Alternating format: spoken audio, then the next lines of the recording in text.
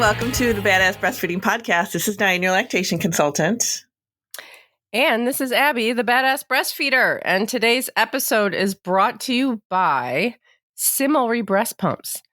Similary Breast Pumps wants to support your breastfeeding journey. And they strive to offer pumps for every lifestyle. They offer ultra tiny pumps as small as a sticky note. And they also offer fully adjustable pumps with 85 combination settings.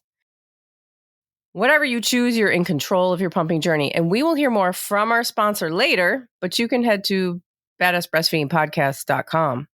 Check out our sponsor page. If you ever need anything, see if you can give any of them your business because they make this podcast possible. And while you're there, scroll down and enter your email address, and we will send episodes straight to your inbox every week. And we are still on Patreon, and we are still waiting for you to join us over there for our Zoom Hangouts and all of our original content.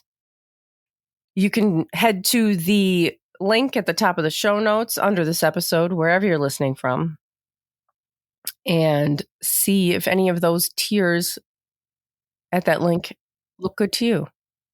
And we're still hosting our ongoing giveaway for people who leave reviews on the internet. Any podcast app that you have where you're able to leave a review or stars or whatever it is, take a screenshot and send it to badassbreastfeedingpodcast@gmail.com. And we will send you a goodie bag of thank you for nursing in public cards and podcast stickers. And now Dianne has our review of the week. I do, and it comes from an L&D nurse, IBCLC mama, which is pretty impressive. I love how real Dianne and Abby keep it about motherhood and breastfeeding. It feels like I'm listening to my friends. Keep up the fabulous work, ladies. We would be doing you a disservice if we did not keep it real. I know, that's the problem. That is the problem. That's the problem with the world. Yes. That is the problem with the world, everybody. Yeah. Yes, we need to keep it real. That was one of the things when we first started this podcast, that was one of the things that we were really focused on, was making sure everybody got real information instead of sugarcoating things and, making it all glory. It just... Well, and that was one of the, when I started my blog a million years ago when Jack was a baby, that was one of the things that I wanted to do. I wanted to post, my big thing in the beginning was just posting people breastfeeding, just flooding the internet with breastfeeding photos. And I have plenty of beautiful breastfeeding photos, and, professional photographers take amazing photos, and that's great. And I have those too, and I love them. But what stood out to a lot of people, I think, about my page was that it was just people taking selfies and taking each other's pictures at the park and at home, tired, no makeup, in bed. Just look what it actually looks like. What you actually look like. Right. Yep. Because there's nothing, it's not, you can see one of these beautiful breastfeeding photos of a person breastfeeding in a meadow of sunflowers. And then you have your 3-month-old baby, and you're still just, probably not at 3 months. You don't have this, or the newborn with your hospital diaper on. That's not, you're okay, why? How is this? How am I connected to this person? It just doesn't feel that way. Anyway, yeah. No, it's keeping it real. You got to keep it real. Yeah. But we're glad you're listening. And I love that you're an L&D nurse and IBCLC. I love when we have professionals that are, we love all our listeners. It doesn't matter who you are or what you do, but it is nice to hear from the L&D nurses and from all the nurses and doctors and stuff like that. So midwives, everybody. They have the contact with breastfeeding parents. Mm-hmm. And unfortunately, a lot of these people, hospital staff and professionals around you, are the ones who are perpetuating this bad information. Yeah. So when people are actually making an effort to learn things and continue their education or whatever, to help people. I mean, that makes such a big difference. It really does. Yeah. So thanks for doing that. Yeah. Thank you. Thank you. And we have a question that came off of Buzzsprout. We get questions all over the place. People are leaving them all over the internet. Questions. I know. Places that we didn't know. I know it. So this one came. God, there's 100 questions over here. Ah! So this one came off of Buzzsprout, and it says, "Hello. First off, I love your podcast. I listened to it throughout my pregnancy, and it really helped to ease my anxiety around breastfeeding before my son was born. I'm a first-time mom with a 2-week-old, and I'm committed to having a successful breastfeeding journey for at least the first 12 months of his life, hopefully 18 plus months if possible. I have a pretty strong supply, and my son was back above his birth weight after just 1 week of breastfeeding. I followed your advice and let him latch as often as he wanted, and my milk came in great. I feel as though my milk may have come in a little too well, though, as sometimes he chokes on it and gulps like a little guppy while eating. He seems to be generally happy and full, but gets upset while feeding just after a few minutes. He's still rooting and acting as though he's hungry, and he yells while my nipple is in his mouth while he is actively eating. After speaking with our pediatrician, he is concerned that he may be getting more fore milk than hind milk due to my large supply. My question is, how do you ensure he is getting that hind milk? Thank you." So this is a good question. And I think a lot of people... milk, hind milk business is, we should do an episode on that. We never have done a full episode on fore milk and hind milk and the differences. No, we haven't. Yeah, we should. We should. Yeah, we should definitely put that on the list, because this comes up, and it used to be that people thought that the baby gets all the fore milk in the beginning of the feeding, and then the baby only gets hind milk at the end of the feeding, and it changes, your milk changes. And that's not what happens. It's this gradual, yes, they do get a thinner milk that quenches their thirst in the beginning that we call a fore milk, or we can call fore milk if we want to call it that. And as the baby eats, the milk gets fattier as it's coming down and coming out, and the baby's nursing, and the milk gets fattier as they go. And that is considered kind of the hind milk. But the milk composition it doesn't bam, a door closes and all of a sudden the fore milk stops and all of a sudden the hind milk starts. It's not like that. It's the milk composition just kind of flows. So we see there could be what is called a lactose overload. Sounds like that might be happening, although the best way to tell, I feel like one of the best ways to tell is if the poops are green. And if the poops are green, that is because there's too much lactose, which means that there is an overload of that fore milk. So if the poops are green, then that probably is what's going on. And they're gassy, super gassy and fussy, which sounds like he might be getting, having some gas here, which is the yelling and the fussiness during the feed. He's probably gassy. So this can happen with an oversupply. So the best way really to handle it is, well, first of all, if his poops aren't green, he's fine. I would leave it alone. But just making sure that you are feeding him on demand, that you're not going super long time between feedings, that he is allowed to, you're kind of just letting him nurse as long as he needs to. Those things will help to kind of even things out a little bit.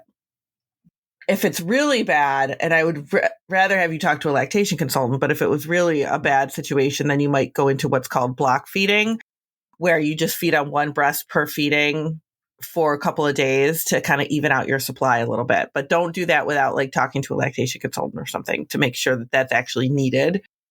And that that would be helpful for you. Mm-hmm. But I hope that's helpful. So just make sure that he's getting the hind milk for sure. He's getting it. Just make sure that he's, you're not going long spans of time between feeds. He's feeding on demand, and you can let him feed as long as he wants. But he's getting it. So step one, if his poop isn't green, then we're not going to even do anything. Right. Yeah. Yeah. Great. Totally okay. And then we have a comment. Yeah. Do you want to do that one? Sure. We know it's a comment because it starts with, hello, this is not a question. But just a thought / question after listening to the biting episode a few weeks ago. I'm an IBCLC in training that has breastfed 4 children. I have found that working with babies 6 months and older, biting could be an indicator of being ready to start some solids. Along with other readiness signs, sitting up, showing interest in food, putting things in mouth. And obviously, she already said over 6 months. Mm-hmm. Obviously, this is case by case, but biting on foods and new textures can help relocate the biting to food instead of the breast. With my baby that was a biter, he was just under 6 months. When he would bite at the breast, I would go ahead and move him to his high chair for a snack. If he wasn't hungry, he'd throw it on the ground. But if he was happy, he would happily munch. But if he was hungry, he would happily munch. A few days of this cycle, and he never bit me again unless he was falling asleep at the breast, as you indicated in the episode. Just figured I'd share another trick that might help some moms with biting babies. Yeah, that's a good tip. Yeah. So that's always something to try. If your baby's over 6 months and they're biting, pop them in the high chair. End the feed, pop them in the high chair and give them a little snack. See if that helps. Yeah. Good idea. That's a great tip. Thank you very much for sending that in for us. We appreciate it. And hopefully that'll help some other mamas out there too. Yeah. And today we're going to talk about when to wean. It's been a little while since we've talked about this. And it comes up a lot because people are like, parents will be like, how do I know when my baby wants to wean? How do I know when I should be weaning? Some people have it in their head, like I'm going to go a certain amount of time. Like I'm going to breastfeed for a year. And they know specifically like when they want to wean. But some people are, a little more open-ended with their goal and just not sure when they should wean or when they want to go until the baby wants to wean. And then they're not sure about those signs either. So we thought we would kind of give this a revisit and talk about it again. When you breastfeed, when you are the breastfeeding parent, to you, breastfeeding is like the answer to everything, right? Mm-hmm. It's like feeding, relaxing, I need to take a phone call, you fell down. Like breastfeeding is just like the answer to everything. To everyone else, whenever you have an issue, weaning is everything. Yeah. That's always the answer. Right? Yeah. And that's why I feel like there's this disconnect between people who breastfeed and then people who don't. Who are like, well, just wean. What's the big deal? Just wean. Just wean. Yeah, like it makes no difference. Like it's the easiest thing in the world to do, and it's not going to affect anybody at all in any way, shape, or form. Exactly. Those two things. Like it's the easiest thing in the world, and like it doesn't matter. Like it's not going to make any difference. And like these things couldn't be more different. And I've talked about this before in weaning episodes, but like if you have a bad day at work and you come, you meet your friend after work and you're like, oh my God, I just had a terrible day. God, I hate this job sometimes. Today was the worst. Your friend is probably not going to be like, oh, you should just quit. Yeah. You should totally just quit. Like people understand that that's not a thing that most people can do. You can't just quit a job. There's like a lot more to it, right? And plus who quits? Like people don't quit jobs after having a bad day. Like maybe there's been like a span of bad days for like a month or whatever. And it's, your mental health is being affected because this place is so toxic that you're working at or whatever. And then you would start thinking about getting a new job. And that's kind of the same with breastfeeding, right? You're going to have days where you absolutely hate it. Is that a time to wean? I don't know. I mean, I'm not saying it's not. I mean, everybody's going to make their own decision, but it's like the weaning question is just so much more complicated than like. I mean, I've definitely. Go ahead. I've definitely had people that have said like, I feel like it's time for me to wean. It's, for my mental health. I want my body back. I want to, feel, and those people are pretty definitive. Like they're like, okay, I'm ready. I'm ready to go. Well, then they've decided. Yeah. They've made their choice. Yep. And then they're not wondering because they've made their choice. So they're not wondering. Right. Right. I mean, and that's a good place to be, to know what you want. Yeah. Yeah, absolutely. Oh, but that's not everybody. No. That's not everybody. And a lot of times the pressure to wean is coming from somewhere else. Mm-hmm. It's like, this has gone on long enough. When are we going to get this baby out of our bed? Are you still breastfeeding? Oh my God. Yeah. That's not usually a reason.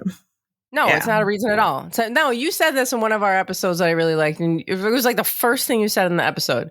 Well, we're talking about when to wean. And you're like, well, I can tell you when not to wean. That's when somebody else tells you to wean. Yeah. And that's true. That's it. Yeah. First of all, you have to want to wean in order to do it. Otherwise, that's even harder. But if you get to that place, just like your job that has been toxic for months that you want to get rid of and you decided it is time, like maybe it's just me, but I feel like definitively, like if you are wavering, if you're like, some days I really want to wean and then other days I know that it's the best thing for the baby, so I just want to keep going. It's not time for you yet. It's not. But if you get to that point where you're like really definitive of it and you're like, I think it's time for us, that's okay. Like it's okay for you to make the decision. It's not okay for other people to make the decision for you. Yeah. I mean, if you are ending a breastfeeding relationship before your baby or your toddler is ready, a lot of people feel really guilty about that. Yeah.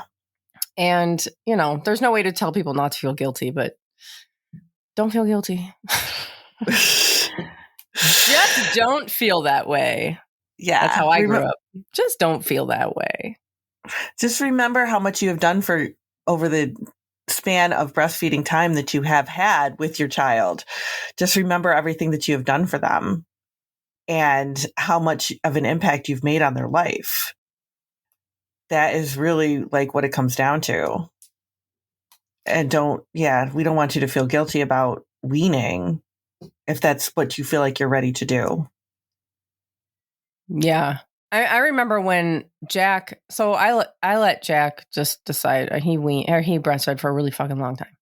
6.5 years. And I just let him. And it was maybe like, I don't know, a year or two before that. And I started thinking like, ugh, I don't know if I was like sick of it or if I thought he was weaning or whatever. And when I would think about it, it would make me feel kind of nervous. Like I would feel like really nervous and sad. And I was like, I don't know. I'm not, this is still going on for us. So this makes me feel really kind of sad and like, kind of that gut feeling. And then it didn't happen. And then when he kind of seemed like he started to wean like a year or two later. And I was thinking about it and I was like happy. I was like, oh, I feel so different about this now. Like, I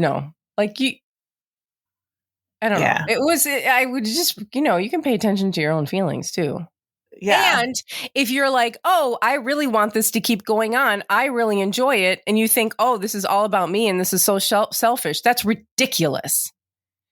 That's ridiculous because you are the main person. You are the main person, not your baby. You are the main person in this breastfeeding relationship. You're the one who has to maintain an adult life while doing this. And if you enjoy it and your baby enjoys it and you're still going, then you are allowed to keep going. It's not selfish. You literally can't make a baby breastfeed. You can't. We tried. Me and my friend tried to make her child breastfeed so that I could get a breastfeeding photo of her in front of the White House. And he wouldn't. And you can't make them. You can't. No, you can't. If they don't want to nurse, no, you can't. If they're latched on, then they're happy. And if you're happy too, then that is fine. It's cool to be, you're allowed to have feelings of wanting to continue. Mm-hmm. I hate it when people are like, oh, it's so selfish. Really? Have you ever? No, that's always somebody who's never breastfed. Like, this is not selfish. This is hard. And it's working for us. Yeah. Should we take a break? Should take, let's take a break. And then we're going to talk more about guilt stuff. All right. We'll be right back. Today's episode is brought to you by Similary Breast Pumps. Similary Breast Pumps wants you to have control of your pumping journey. With a continuous focus on research and development and a team comprised of certified lactation consultants, Similary Breast Pumps strives to offer pumps for every lifestyle, from ultra-tiny pumps as small as a sticky note to fully adjustable pumps with 85 combination settings. You're in control of your pumping journey. With resources like virtual breast shield sizing consults in English and Spanish, and even an exclusive Get the Right Fit program that offers a third set of breast shields for free, Similary gives you vital tools for a successful journey. A safe choice for everyone, all Similary pump parts and storage bags are phthalate, BPA, and BPS free. Better yet, Similary breast pumps can be personalized with a fun pumpkin decal. See their full pump family at SimilaryBreastPumps.com. Similary is CIMILRE breastpumps.com. And you can use code BADASS for 15% off of your purchase. And you can find our sponsors and their promo codes in the show notes under this episode, also at badassbreastfeedingpodcast.com, where you will find all of our other episodes, our favorite resources page, and information about scheduling your very own one-on-one online lactation consultation with Dianne. So the guilt that comes along with it, like we say, those guilty feelings that come along with weaning, that is just a natural process of things. And I know we've talked about before, like when you wean, even when you're ready, even when you're totally ready and you wean your baby off breastfeeding and maybe your baby wasn't ready, but you were, and you wean and everything's fine, you still feel like guilty, and you feel, sometimes people will feel almost like depressed and sad, even when you were ready to do it. Yeah. And that is normal. That is your hormones, the fluctuation of your hormones, just kind of, fluctuating again now that you're not breastfeeding anymore. It's very hormonal. And a lot of people do feel those depressive symptoms after they wean. And we do have episodes on that, but that is something that can happen. So it's not just, and sometimes people feel like, oh, this is what I wanted. Why do I feel like this? And it's like, because it's just a natural process of your hormones refluctuating again. Yeah. And that's called post-weaning depression. And search for that episode. That's one of our, I love that episode because I feel like that's this is something that people just don't know and we don't talk about. I know. We really don't. But I'll link it in the show notes too. But, so if your baby is ready, if you feel like your baby is ready, now, sometimes we think our baby is ready to wean and it's not. They're not. It's not. They're not. They're not ready yet. They're just like, maybe they're too, maybe they're doing like a little nursing strike. Nursing strike does not mean they're weaning. It just means that they're too busy doing something else. They could be distracted. And sometimes people kind of take that as the baby's not really interested in nursing anymore. Babies do not typically wean on their own before a year. So if somebody had said to you, oh, my baby weaned at 9 months, they just stopped. It was up, they just stopped on their own. There was something else happening there. There was like a nursing strike, or they were distracted or something, because babies are primal and they're not going to cut off their food supply before they're a year old. They're just not going to do it. Yeah. So if you are in control, know that your baby's going to nurse for at least a year. If you're going to let them nurse until they want to, until they are done nursing. that's going to be at least a year. It is encouraged to nurse them up until the age of 2. And that is from the World Health Organization and from the American Academy of Pediatrics. They all say age 2. So if it's something that you want to do until your baby weans on their own, then that's great. You know, I mean, you can do it for as long as you want to. Like Abby said, it shouldn't matter what anybody else says. It's not up to them. Yeah, this idea like the breast milk has no value after a year, or it's just water. Which I always find really funny. I'm like, we need water. What if it's just water? Who cares? We need it. We need to stay hydrated. We need water. Like, we're like 70% water. Like, what do you mean it's just water? That's like, water is life, right? That's like, so, and also, everyone knows what I'm going to say, right? Say it with me. Do you know what I'm going to say? I don't know if I know what you're going to say. Breastfeeding is so much more than food. Yeah. Like, it doesn't matter. This goes beyond like, oh, breast milk doesn't have any nutritional value. First of all, that's wrong. And also, who cares?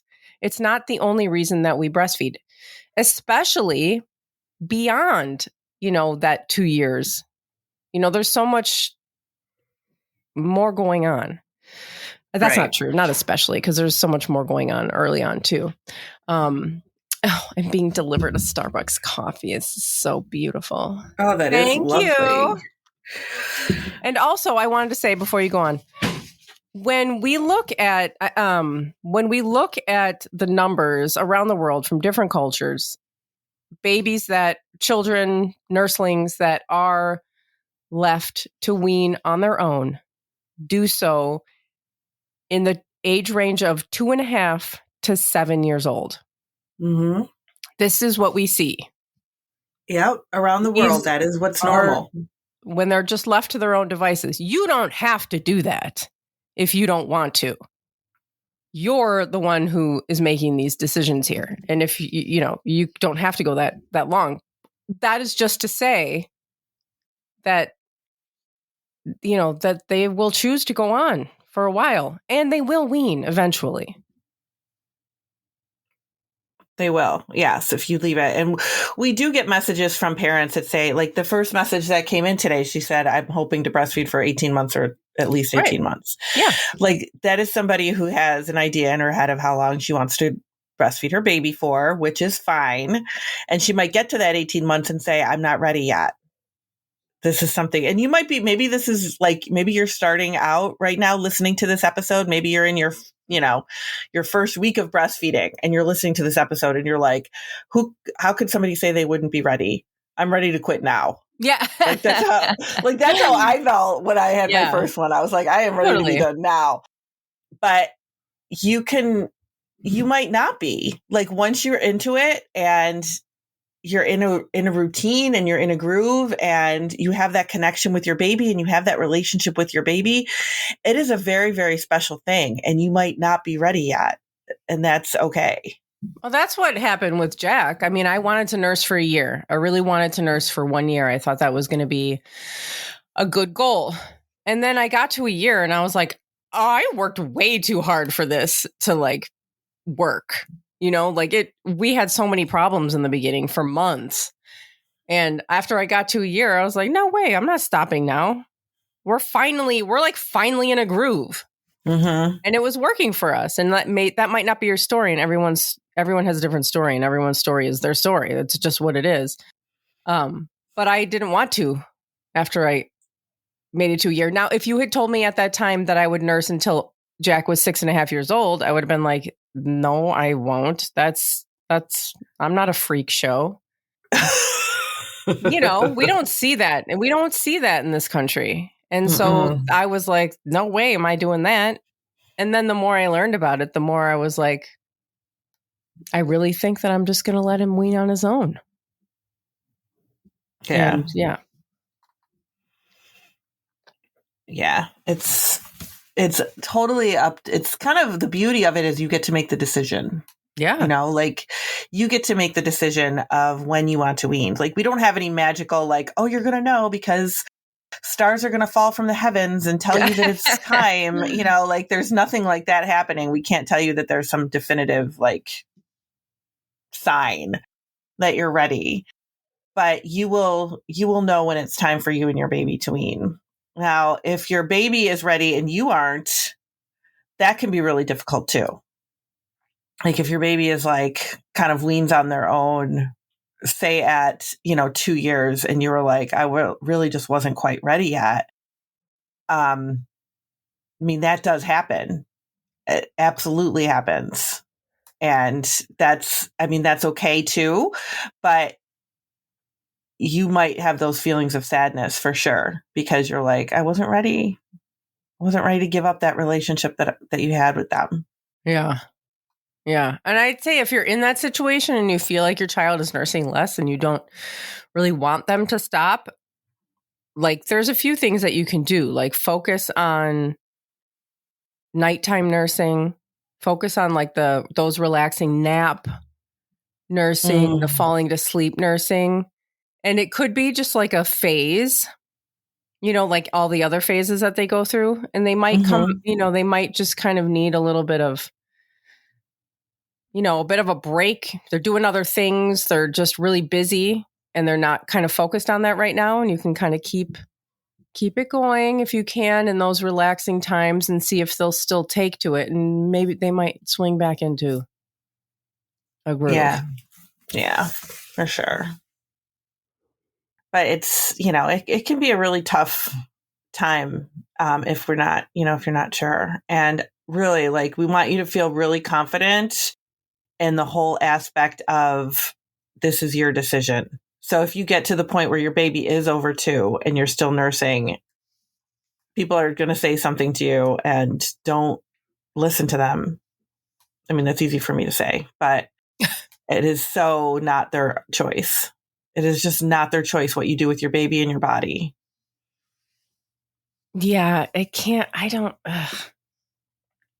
It's so frustrating to hear people, because I didn't really have anybody in my life that was like, you should wean, you need to wean. And I can't imagine how horrible it would be to just be trying to do something that I know in my heart is best for my baby and me and whatever. And just have somebody just repeatedly with that narrative in my face. Yeah. Yeah, I wouldn't like it.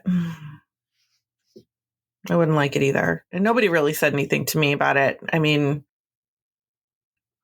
I don't remember anybody ever saying, other than my mother, but it's a different story. I feel like that's usually the person. Yeah. Trying to get me to wean at 6 months. Yeah. No. I know my mom tells the story of like, her doctor told her to wean me. I think it was like 3 months. It was like, oh yeah, you can wean now. And she was like, okay. And she was telling the story and she was like, and and you were just like impossible to wean. And I was like, because I was 3 months old. Oh my God. That's not on the agenda of a 3-month-old baby. No, it's such a pain in the ass. How dare you not want to wean? But we wish you a lot of luck. And if you have questions, you can always reach out to us too. Yeah. Tell us your, if you're kind of having some complicated feelings about this, let us know and we can share them. Yeah. We like reading your messages. We do. So thank you for listening. Thanks for listening. Bye. Bye.